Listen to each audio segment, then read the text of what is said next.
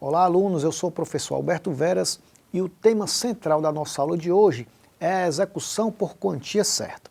A execução por quantia certa tanto pode ser fase do procedimento de cumprimento de sentença, quanto como processo autônomo, efetivado como execução de título executivo extrajudicial. O procedimento comum da execução por quantia certa, fundada em título executivo extrajudicial, está regulamentado nos artigos 824 a 909 e 921 e 925 do CPC. Esse procedimento comum apresenta duas fases bem definidas.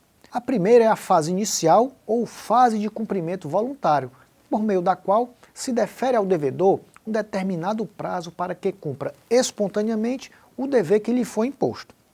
A fase inicial é preliminar à segunda fase, no sentido de que esta somente ocorrerá se não houver o adimplemento espontâneo ou voluntário durante a primeira fase.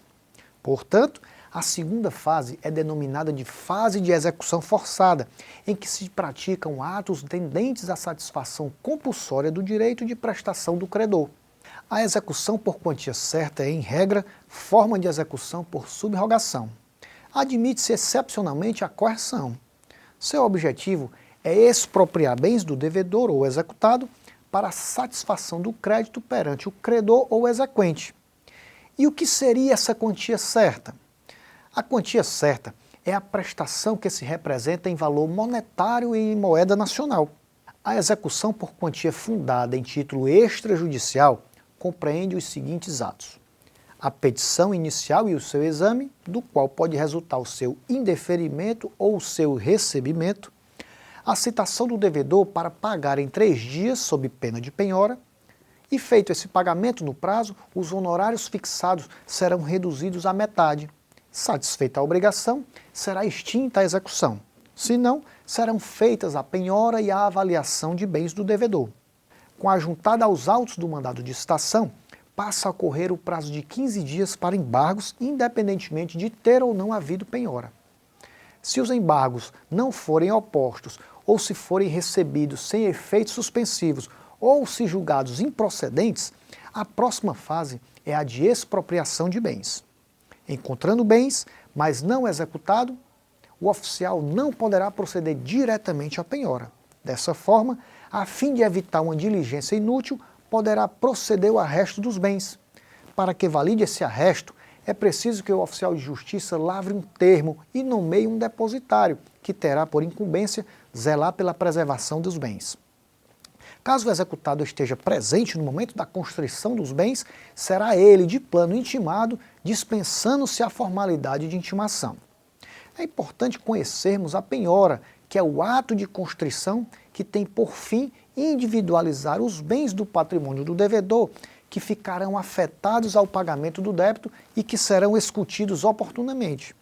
É por meio da penhora que os bens do devedor serão apreendidos e deixados sob a guarda de um depositário. Enquanto não tiver havido depósito, a penhora não estará perfeita e acabada. A penhora recairá sobre os bens suficientes para o pagamento do valor principal atualizado, dos juros, das custas e dos honorários advocatícios. Se o bem estiver em outra comarca, haverá a expedição da carta precatória para efetuar a penhora. Não será efetivada a penhora de bem cujo valor não for suficiente para o pagamento das custas da execução. Um detalhe importante: tenha em mente que alguns bens são impenhoráveis nos termos do artigo 833. A penhora sobre dinheiro é prioritária, enquanto demais bens está sujeita à ordem preferencial estabelecida no CPC. Cumpre ao oficial de justiça, ao realizar a penhora, promover a avaliação do bem. Se verificar que não tem condições de fazê-lo pela exigência de conhecimentos técnicos especializados, fará uma informação ao juiz, que nomeará um perito avaliador. Formalizada a penhora, o executado será intimado. Após a realização de eventuais ajustes na penhora, tem início a fase expropriatória da execução.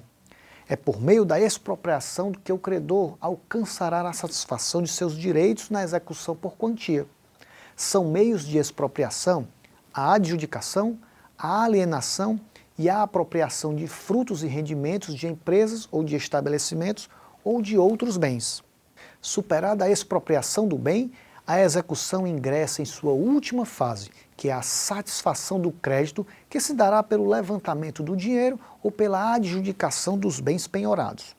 É com esse comentário que terminamos a nossa aula de hoje. Não deixe de consultar o material didático disponibilizado em sua área do aluno e lá você encontrará maiores detalhes sobre os temas aqui analisados. Sucesso é o acúmulo de pequenos esforços repetidos dia e noite. Mantenha seu foco, bons estudos e até o nosso próximo encontro.